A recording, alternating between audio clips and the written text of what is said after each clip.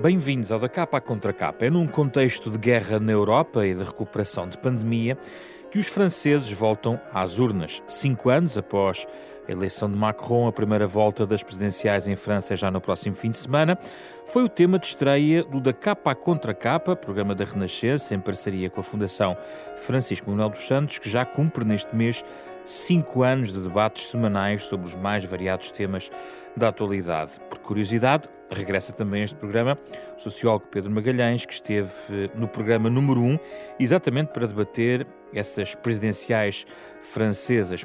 Hoje contamos com a sua presença e também com o embaixador Francisco Seixas da Costa, que entre diversos postos e cargos foi também embaixador de Portugal em Paris. Vamos falar sobre as presidenciais francesas neste programa.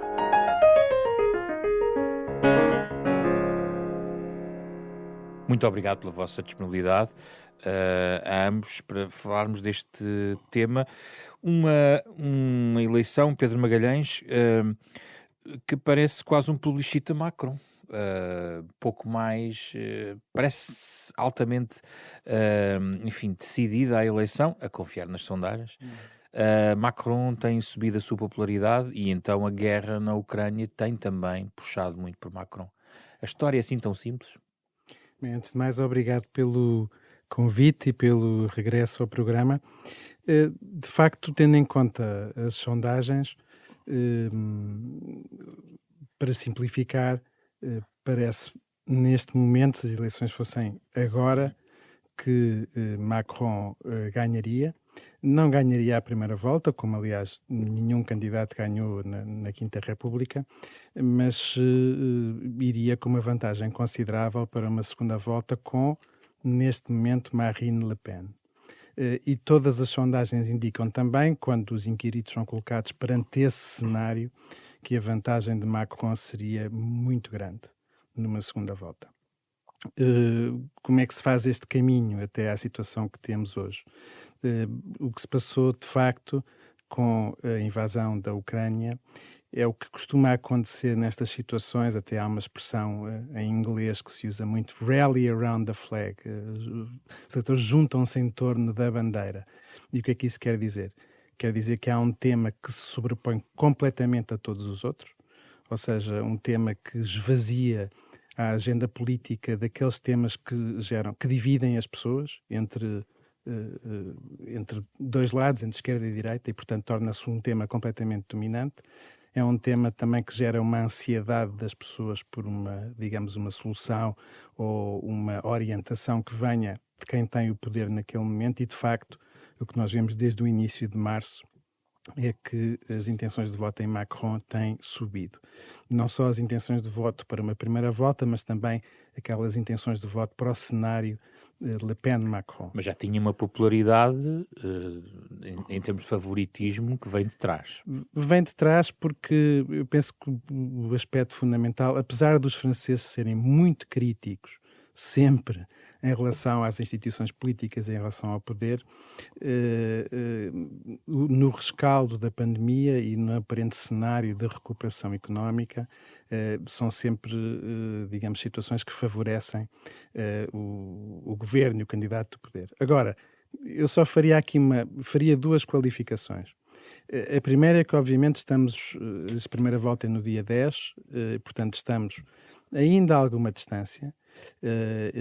Há um candidato que ainda sonha, de alguma forma, poder retirar o lugar na segunda volta a Marine Le Pen, que é, obviamente, Mélenchon, que também tem vindo a subir nas últimas semanas nas sondagens, porque, no fundo, apesar de ser um dos candidatos que poderia, de alguma forma, perder apoio, dada a sua posição em relação a Putin e em relação à NATO, ele recalibrou rapidamente a sua mensagem e, portanto, não parece estar a ser castigado por isso. Marine Le Pen também não, aparentemente. Também está a subir. Apesar da Frente Nacional ter recebido de formas diretas e indiretas financiamento da Rússia, mas isso parece não jogar muito. Agora, portanto, primeira qualificação, temos que ver o que é que acontece com esta subida de Mélenchon, e a segunda, eu penso que é mais importante, é que o que se está a verificar nos últimos dias, nos inquéritos de opinião, nas sondagens, é que o tema da guerra está a começar a perder alguma importância em relação ao tema economia. E o tema economia num ângulo muito particular, que é o crescimento de uma certa ansiedade sobre o futuro, com o aumento da inflação, com o aumento do preço dos combustíveis e penso que uma das questões importantes que vamos ter de analisar, não só até à primeira volta, mas especialmente na campanha da segunda volta, é como é que Marine Le Pen vai tentar capitalizar essa ansiedade, porque sabemos que situações precisamente de ansiedade e de incerteza económica são situações que partidos, candidatos com o tipo de discurso que Marine Le Pen tem, costumam beneficiar um pouco dessa ansiedade. E, portanto, é este aparente plebiscito, são, digamos, duas cautelas, duas qualificações que eu faria a esse aparente cenário. Francisco Seixas da Costa, o chegar aqui de Macron nesta posição, digamos assim, não pode ser retirado da história enfim, de faltas de comparência, também de adversários, nomeadamente no Partido Socialista francês. Há um campo centrista que ganha força. O centro noutros países é ocupado por coligações, no caso alemão, isso é evidente. Aqui é Macron que o concentra. É uma história que estava destinada a ser feita desta forma, ou as circunstâncias de uma recuperação forte em relação à pandemia, do ponto de vista económico, e também a guerra, e, bom, o farol, digamos, europeu durante este semestre pode ter ajudado também Macron. Tudo isto, os astros conjugavam-se para que Macron pudesse sair mais na frente. Macron é o produto, antes de mais gostava de agradecer o convite e o gosto que tenho aqui que está com o Pedro Magalhães. Macron é também o produto do que é o centro em França. François Mitterrand dizia que o centro em França ou está à direita ou está à direita. E a história do centro em França é sempre assim. E Macron foi usufrutuário, eu diria, de uma certa partição da direita democrática francesa e da circunstância da esquerda mais moderada, estamos a falar, portanto, da esquerda não Mélenchon, ter escolhido para seu candidato durante as eleições de 2017 alguém que acabou por, digamos, depois de 5 anos de François Hollande, ter uma votação de 6,36%, que foi Benoît Hamon. Se por acaso o candidato tivesse sido outro, na eleição prévia, nas eleições primárias do Partido Socialista, provavelmente até o equilíbrio seria diferente, porque muitos daqueles votos foram para Macron e poderiam ter ido para Manuel Valls, por exemplo, se fosse o candidato do Partido Socialista. Mas também a história não se faz com SIS, porque também se François Fillon não lhe tivesse acontecido aquele azar, digamos, de vir ao de cima aquele escândalo, muito provavelmente estava na segunda volta. Quer dizer, e, portanto, há aqui momentos-chave nesta situação. Eu acho que há aqui um momento nestas eleições interessante. Se nós olharmos para aquilo que é o espectro dos candidatos à direita, e quando digo à direita, incluo a extrema-direita, nós vemos que o mercado, estando embora muito dividido, representa um somatório bastante importante, porque Sim. Marine Le Pen está com 21%, é mais ou menos aquele resultado que ela, aliás, teve nas eleições de 2017. Macron está com 28 e tal, ele andava sempre na casa dos 24, foi 24 que ele teve nas eleições de 2017. Mas surgiu um personagem que surgiu e depois baixou, que é um personagem de uma direita radical, até chauvinista, muito nacionalista, que foi buscar não só votos a Marine Le Pen, e aliás viu-se o declínio de Marine Le Pen durante algum tempo, mas também votos a uma direita democrática tradicional que estava ainda numa hesitação relativamente à escolha do seu candidato. É o Sr. Zemmour. É o Sr. Zemmour. Éric Zemmour é um personagem muito interessante sob o ponto de vista mediático. Eu vivi em França e acompanho-o todas as semanas num programa em que ele aparecia a comentar livros. E é um personagem que foi resgatar num momento de alguma indecisão, de alguma tensão em França, com a questão da presença muçulmana, da questão de uma espécie de perda de identidade dos franceses relativamente àquilo que é a França tradicional. Zemmour foi buscar essa história, ele é também um jornalista com uma vocação de historiador, e conseguiu construir um discurso, eu diria, de extrema-direita sofisticada. O que é que se distingue de Marine Le Pen?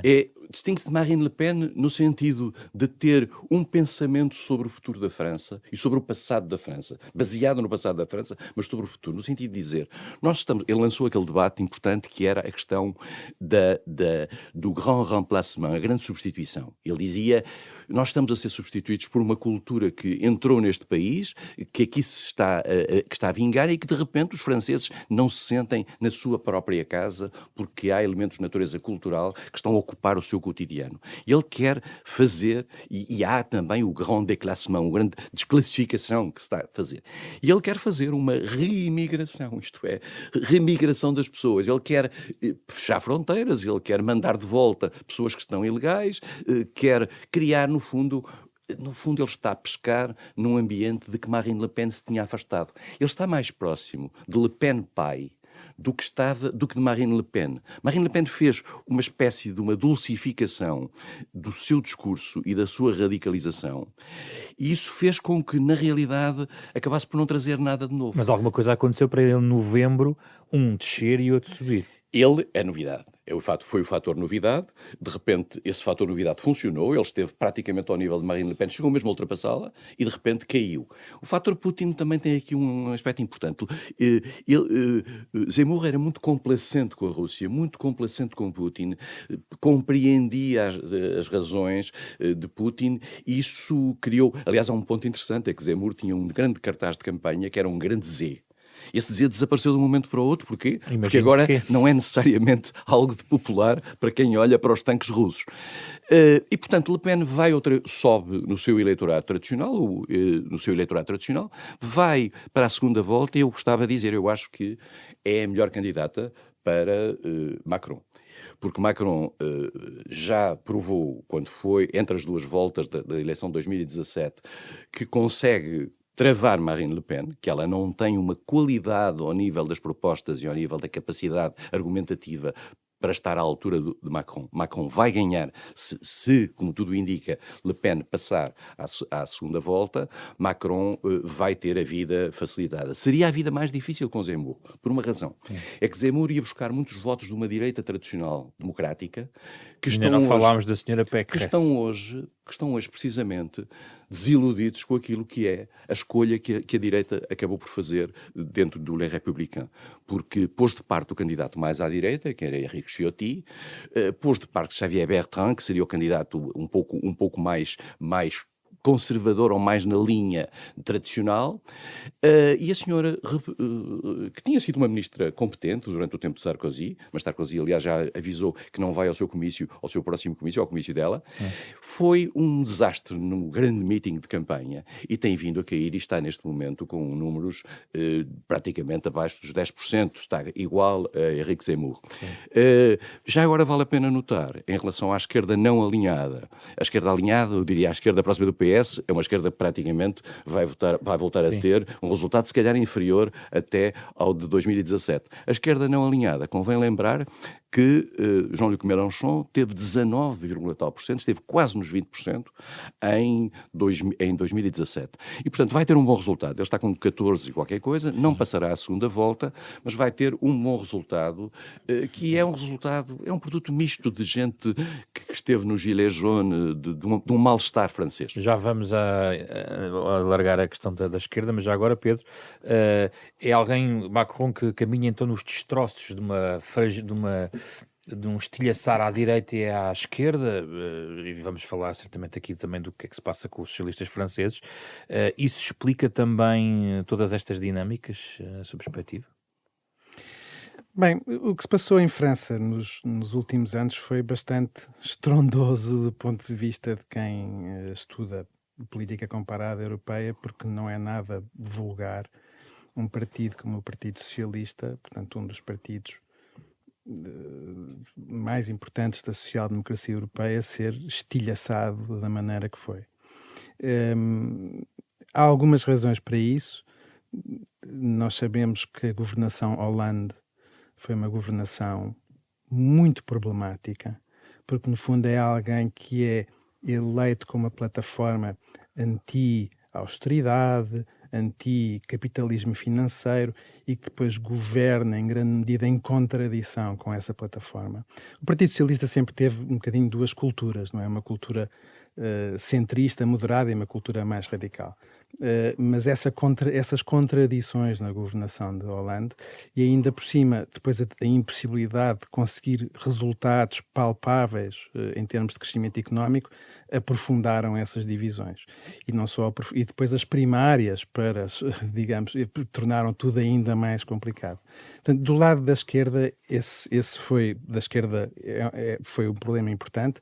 Não é um problema comum, exclusivo, como sabemos, ao caso francês.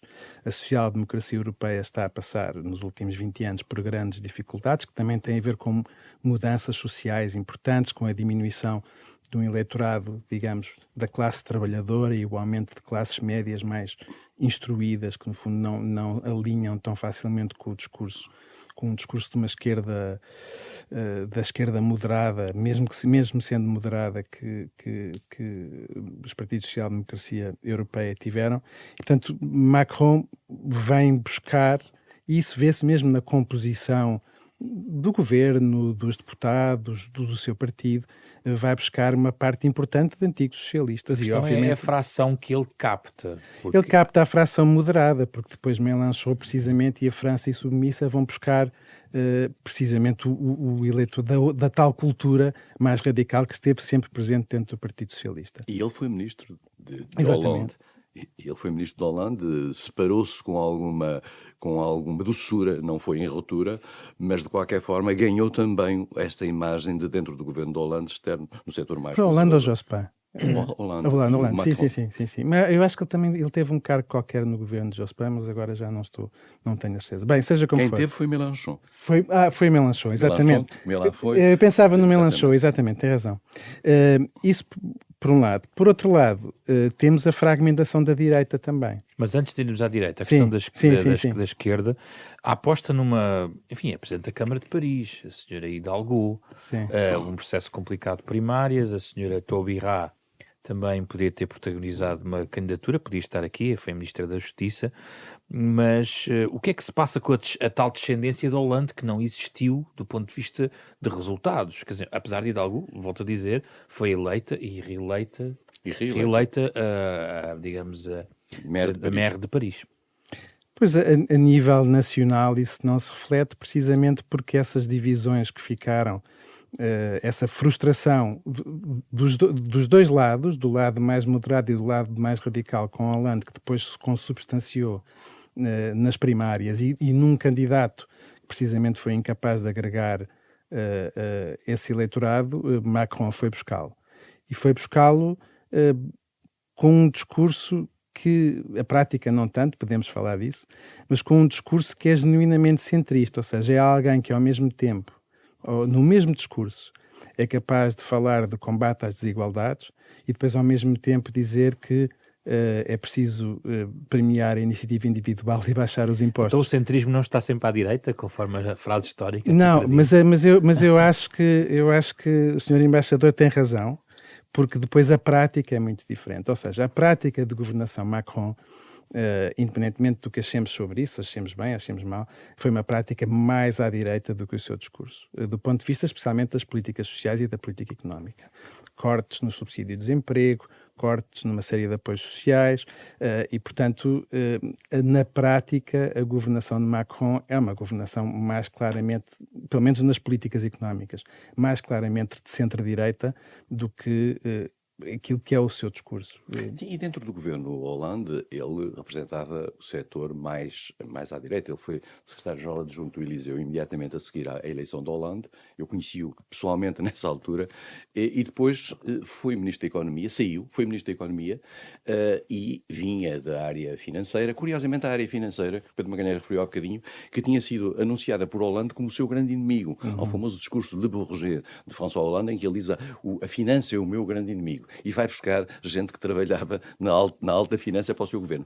É essa dualidade que os franceses que o Partido Socialista francês tem sempre, que no fundo marca a sua doutrina. Contrariamente à direita, a direita não vive tanto nessa angústia e nessa dualidade. Mas há um ponto que eu gostava de sublinhar, que é o seguinte: As eleições regionais em França, aqui há pouco tempo, no ano passado, provaram que só há 2 partidos em França organizados a nível nacional. É o Les Républicains, que é o partido de Sarkozy, que é o partido, no fundo, da tradição gaullista, e que continua, e que está afastado do poder neste momento, no Eliseu, há 10 anos, e que vai ficar mais 5 anos, provavelmente, afastado do poder, e é o maior partido de França. E o Partido Socialista. Ganharam as eleições regionais em França, estes 2 grandes partidos, mas depois não conseguem traduzir Porquê? isso. Não conseguem traduzir isso porque a polarização... Eu acho que há aqui uma fragmentação. Há um número extraordinário, se nós olharmos para as eleições de 2017, que eu gostava de lembrar, que é assim. Nós tivemos 4 candidatos que chegaram, um com 24, outro com 21, outro com 20, outro com 19,58, na primeira volta. Isto mostra a fragmentação que existe na política francesa e que faz com que as pessoas depois há uma fulanização bastante das escolhas. E é a fulanização, por exemplo, que dá este resultado fantástico a Jean-Luc Mélenchon. Mélenchon é um populista de esquerda. Mélenchon é uma figura que esteve no governo Jospin, que esteve sempre na ala esquerda e que depois foi fazer o Front de Gauche com o Partido Comunista Francês, de qual, entretanto, já se afastou.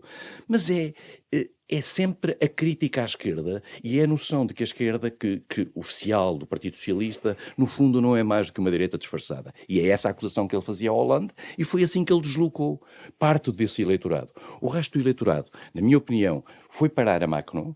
Macron é um fenómeno novo, é uma novidade na política francesa. Cria um partido, o La République En Marche.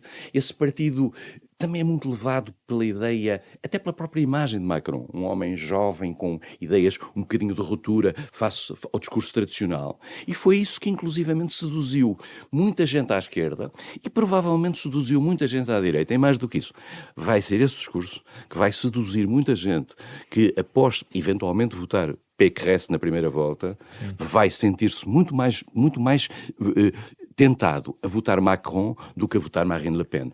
Porque o eleitorado da direita tradicional francesa, republicana, democrática, é um eleitorado que, apesar de tudo, está ainda muito separado do Front National, do antigo Front National, neste momento do Rassemblement National. Acho que é um eleitorado que Macron vai recuperar outra vez. E vai recuperar seguramente o eleitorado de esquerda, que não está naturalmente disponível para votar Pécresse. Mas, de facto, tem razão. Anne Hidalgo, que está com 2,5%, depois de ter o apoio de Hollande, de Jospin, não consegue subir. Não consegue subir e é maire de Paris. Quer dizer, isto prova que a geografia em França funciona de maneira diferente nos processos eleitorais e que as figuras acabam por ser os elementos referenciais que rebentam com as fronteiras partidárias. Estava aqui o Sr. Embaixador a falar da questão das regionais ter percebido que há praticamente 2 máquinas fortes, digamos assim, em termos partidários. Macron é basicamente, tem mais apoio, no fundo, onde interessa, de eleitores do que em militantes. No fundo, é também um outro posicionamento político que não é devedor de máquinas estritamente... Foi uma espécie de um PRD, militantes. para utilizar um exemplo português. Com 5 foi uma anos espécie de um PRD com 5 anos de sucesso, não é? Mas é que há aqui um ponto que eu penso que tem a ver com várias coisas que o Sr. Embaixador disse que temos que ter presentes. Temos que ter presente. É que, por muitas comparações que nós queiramos fazer do sistema francês com outras democracias europeias, há uma particularidade importante que é esta dimensão da presidencialização do sistema.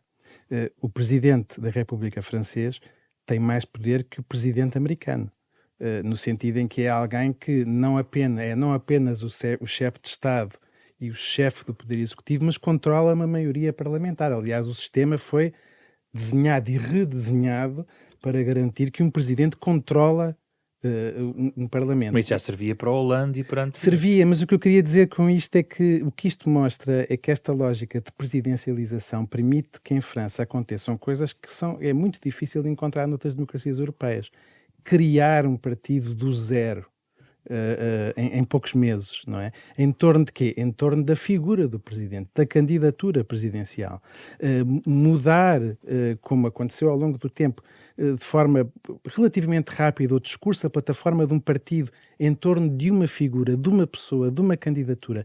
Isto cria uma dinâmica na política francesa que é bastante diferente da que se passa noutros países, onde, apesar de tudo, nós sabemos que há personalização, sabemos que muitas vezes as pessoas falam em candidato a primeiro-ministro, mas é uma lógica diferente de funcionamento daquela que encontramos no sistema parlamentar. E a questão da guerra da Ucrânia favorece isso, porque tudo se centra na figura de Macron, não é? Tudo se centra na figura A dele. personalização e o presidencialismo apertado e importante, é isso? Mas sim, mas eu queria enfatizar uma coisa que disse no início e que é importante também para falarmos de Le Pen.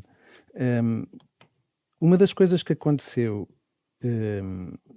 à Frente Nacional, aconteceu também noutros partidos de direita radical, mas o contraste é muito claro e muito evidente na Frente Nacional, é uma mudança muito grande ao longo do tempo do seu discurso em torno das políticas económicas e políticas sociais. Aliás, há um termo que se usa para descrever isto, é o chamado chauvinismo de bem-estar. O que é que isto quer dizer? Que é, de repente, nós sabemos que a Frente Nacional inicialmente era um partido também de direita no plano económico, era um partido fundamentalmente apoiado por pequenos comerciantes, pequenos proprietários, e hoje em dia o discurso de Marine Le Pen é um discurso de crítica a Macron pela esquerda, se lhe quisermos, enfim, chamando isto, pela esquerda do ponto de vista da sua insensibilidade social, dos cortes nos apoios sociais.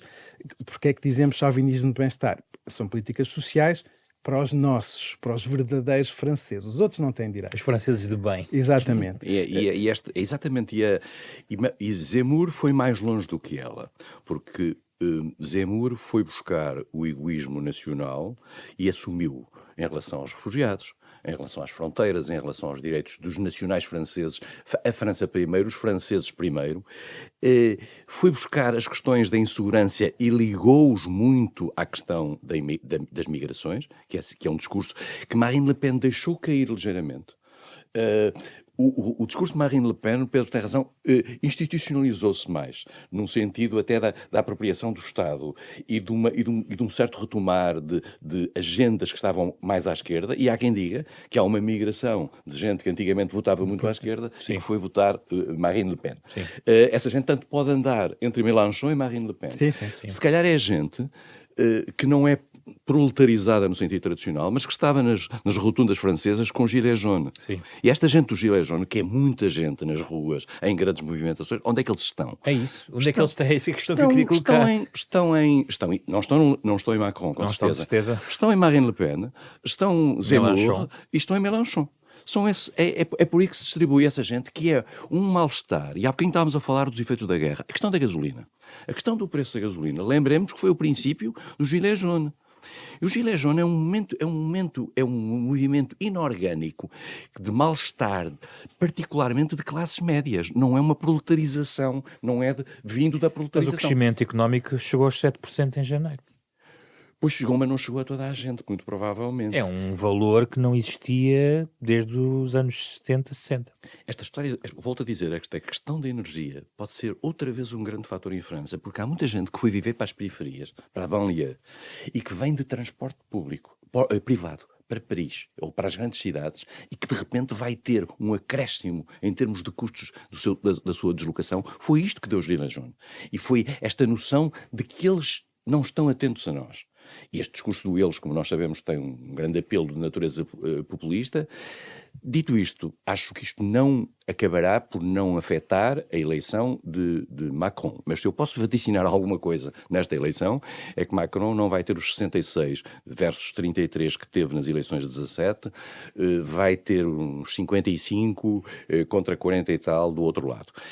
Acho que Macron não vai ter o gap, a distância em relação a Le Pen que teve no passado. Depende muito também do modo como correr o debate presidencial, que em França é muito importante. Mas há uma questão que há bocadinho falámos da Rússia, só para dar uma nota, que é o seguinte. Em França, a questão externa, a questão da imagem externa do presidente tem mais importância, por exemplo, do que nos Estados Unidos. Os Estados Unidos vivem muito mais para dentro. A imagem externa do presidente em França é muito importante. A ideia de que França ainda conta no mundo. A França conta no mundo e contava mais no mundo perante uma União Europeia depois da saída do Reino Unido, em que a França é o único membro da NATO, é o único membro permanente do Conselho de Segurança. Merkel não é Olaf Scholz. Estávamos naquela frase ainda de que Olaf Scholz estava a aparecer e, portanto, a França apareceu a fazer esta triangulação com Moscovo um pouco à luz da presidência da União Europeia, embora natural, mas a presidência da União Europeia, depois do Tratado de Lisboa, não lhe dava esse poder. Claro. Eles tentou ganhá-lo, porque fez a mesma coisa que Sarkozy fez em 2008 na Geórgia, mas Sarkozy, na altura, tinha outro poder. Mas isso concorre para uma ideia, Sr. Embaixador, de uma espécie de janela de oportunidade que Macron aqui, por acaso, os astros combinam em relação a um conjunto de fatores. É isso. E que lhe vai garantir a reeleição. Não tenho a mais pequena dúvida. Pois, mas como temos estado a dizer, Sim. precisamente, falaste dos 7%. Se não fosse a invasão da Ucrânia e a guerra, a economia como fator nesta eleição beneficiaria imenso Macron. E, portanto, podia aspirar até a melhorar o resultado que teve. Simplesmente as coisas mudaram completamente. E, portanto, aquilo que Macron tem de temer, fundamentalmente no que se passa para a segunda volta, é a transformação da economia, mas pelo lado do medo, pelo lado da incerteza, que pode explorar aquilo que são algumas das suas fraquezas, que é a percepção, especialmente por eleitores que, como já dissemos aqui, ou votam Mélenchon ou votam Le Pen, da sua insensibilidade social, da sua falta de preocupação com políticas sociais que agora são sentidas e vão ser sentidas como especialmente necessárias. Pedro, o que é que aconteceu aos temas da insegurança / imigração, que às vezes são colocados de forma paralela por aproveitamento político também? Não, eles continuam a ser importantes. Foram eles, a meu ver, que ditaram também o enfraquecimento. Já falámos do enfraquecimento do centro-esquerda, também podemos falar do enfraquecimento do centro-direita. Um dos problemas que o centro-direita sentiu e que de alguma forma ele próprio terá sido responsável por reforçar foi do crescimento da ansiedade e do medo e das consequências da imigração, da insegurança, da criminalidade, que inicialmente o centro-direita, estou a pensar em Sarkozy em particular, procurou enfatizar esses temas para travar o crescimento da direita radical, mas ao fazê-lo acabou por dar-lhes ainda mais importância e mais dignidade. O Le Pen pai costumava dizer, e neste caso aparentemente com razão, que quando colocados perante o original e a cópia, os eleitores preferem o original. E isso foi uma das coisas que prejudicou muito o centro-direita, foi ter contribuído ele próprio para valorizar os temas que fortaleceram o crescimento da direita radical. Esses temas continuam. Aliás, se nós olharmos para inquéritos onde se pedem as opiniões aos franceses sobre alguns desses temas, muitas vezes os resultados são espantosos. Quer dizer, a esmagadora maioria dos franceses, estou a falar em 2/3, diz que o Islão é uma ameaça para a França. São muito poucos aqueles que dizem que a imigração tem aspectos mais positivos que negativos. São muitos aqueles que ligam a questão da imigração à questão da insegurança. Então, esses temas continuam, são temas que asseguram, de alguma forma, ajudaram numa fase Zemmour e asseguram, são temas fundamentais para uma parte importante do eleitorado de Le Pen. A Frente Nacional é que já não é a mesma, ou seja, ganhou no fundo, essa reputação, sim, como um partido que articula essas preocupações, mas afastou-se do seu discurso tradicional para ter um discurso que, em muitos aspectos, é mais, entre aspas, social e mais de esquerda, entre aspas também, do que certamente Macron. Ou é Macron que também consegue apanhar bem este tema? Não, ele vai buscar algumas inseguranças, mas acho que no plano económico, de facto, ele tem o azar da guerra lhe surgir nesta altura. Agora, eu também acho que quem tem aqui um grande azar, e é um azar que pode ser muito negativo para o equilíbrio da política interna francesa, é a direita moderada. A direita moderada, a direita republicana, como o Pedro disse, deixou-se colonizar a certa altura por alguns temas que eram da direita radical para tentar que lhes não fugisse alguém pela direita. E hoje em dia nós vemos que o somatório de Macron, de Mélenchon, com o somatório de Marine Le Pen, torna a extrema-direita uma força extraordinária em França. E perante aquilo que é a fragilização da direita democrática, liberal, tradicional, eu pergunto-me o que é que vai acontecer. São mais 5 anos em que ela está fora do Eliseu. E Pécresse, de facto, foi uma má escolha. Não sei quem é que poderia ser uma melhor escolha. Talvez alguém mais do mainstream da direita francesa. Mas nós estamos a ver aqui uma tragédia na direita francesa tradicional, que a certa altura começa a cavar o fosso em relação aos radicalismos. Isso é que é uma... E Macron, claro que cobre esse fosso. Nesta fase, cobre este fosso. Só que Macron vai desaparecer. É isso. E Macron é um fenómeno unipessoal. Não deixa descendência. Não deixa Hollande também descendência, não conseguiu aparece deixar, dentro. Claro que nós já estamos a ver figuras como o seu antigo primeiro-ministro, que foi maire do Norte, que já está a posicionar-se para o pós-Macron para ganhar. Há uma ou duas figuras que estão a aproximar-se para o pós-Macron para ganhar aquele movimento, percebendo que a direita fica isolada, que a extrema-esquerda é o que é e que o Partido Socialista não consegue arrancar. E há agora um movimento novo, esse é que é curioso, que é alguém que pensava e que tentou lançar a candidatura de François Hollande para regressar ao poder e para regressar outra vez, para tomar conta do socialismo moderado francês. Creio que esta receita não parece fazer um bom cozinhado. Praticamente a terminar, Macron 2 assim tão diferente, Macron 1, ou o tempo dirá e as circunstâncias e os ataques terroristas e as guerras e as pandemias farão toda a diferença? Bem, o que se passa quando se tem um presidente centrista no poder e com uma máquina partidária que basicamente domina em vez de ser constrangido por ela, é que as circunstâncias passam a ditar tudo, não é? Isto dá-lhe uma grande flexibilidade. E, no fundo, é algo que ele próprio, retoricamente, não negaria. Ele afirma-se, digamos, um presidente pragmático, pragmático, técnico, mais preocupado com competência do que com ideologia. E, portanto, eu penso que as circunstâncias vão ditar a sua Já agora, governação. Pedro, tem comparação Macron deste tipo de figura? Costumam deixar alguma descendência estas figuras que emergem baseadas numa só pessoa, sem um lastro ideológico tão marcado, como noutros partidos, onde eventualmente possam surgir grandes figuras, naturalmente? Bem, o que eu não acho mesmo que caso eu não acho que o passado seja bom indicador para o Sim, futuro, porque sim. nós estamos realmente perante, sobre muitos aspectos, um novo mundo na política europeia.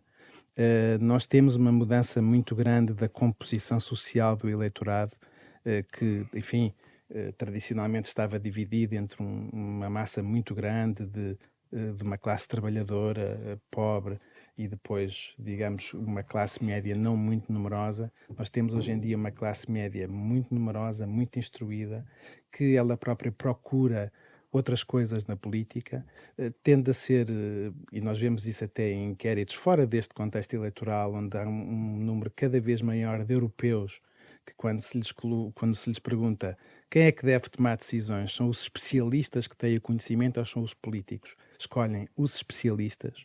Então, eu acho que o futuro pode ser diferente e pode deixar uma marca de governação centrista, flexível, adaptável, que fique para o futuro. Dito isto, importa não esquecer que um cientista político francês muito conhecido, Maurice Duverger, escreveu um artigo muito famoso nos anos 50 em que falava da política francesa e falava da prevalência daquilo que ele chamava o marais, o pântano. A política francesa sempre foi muito centrista. A Quinta República até agora pode eventualmente ser, na sua diferenciação entre esquerda e direita, um parênteses daquilo que é um padrão histórico onde, no fundo, antes da Quinta República, eram governos de centro-esquerda que oscilavam com governos de centro-direita, mas muito centristas, muito pantanosos. Portanto, não sei se Macron, ao mesmo tempo, é assim tão novo. Há na história francesa só um ponto, uma figura que, de certa maneira, pode aparentar-se a Macron, que foi Valéry Giscard d'Estaing. Quando Valéry Giscard d'Estaing apareceu, que tinha sido ministro das Finanças da Pompidou, Valéry Giscard d'Estaing é uma cara nova, canadiana na altura, o modelo era esse, e apareceu como criou um partido, também a UDF, que vem que depois, atrás da qual a direita toda se teve que colocar, e contra Mitterrand na primeira eleição, depois Mitterrand ganhou na segunda eleição, e Giscard d'Estaing era também um bocadinho isso. E depois, como já aconteceu agora com Macron, é possível construir um partido à volta, ele só não teve sorte, correu-lhe mal, circunstâncias até de natureza internacional correram-lhe mal. Macron tem aqui uma hipótese. Macron é um europeísta. Era aí que eu queria vai fazer muito provavelmente um tandem com o novo governo alemão. A minha questão é se estamos a ver neste momento Macron nos sapatos que foram calçados nos últimos anos por Angela Merkel no plano europeu, como figura que toda a sociedade europeia, no fundo, vai clamando por uma liderança europeia que foi protagonizada por Merkel nos últimos anos. Ele é mais europeísta do que a França. Ele é bastante mais europeísta que a França. A França não é um país europeísta. A França é um país europeísta desde que o europeísmo fala francês.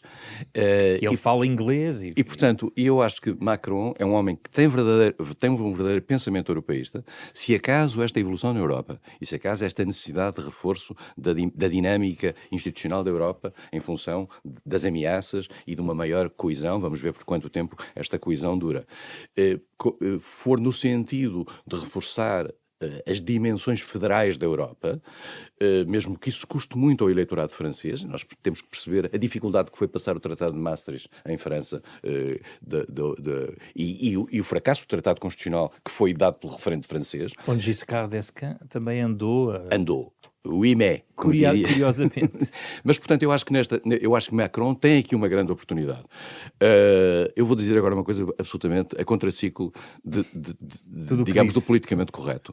Eu não tenho a certeza absoluta que a opinião pública na Europa, e mesmo a opinião pública francesa, provavelmente estou a dizer uma coisa que será desmentida, e espero que seja, desmentida pelos factos, veja com extremo agrado o rearmamento da Alemanha.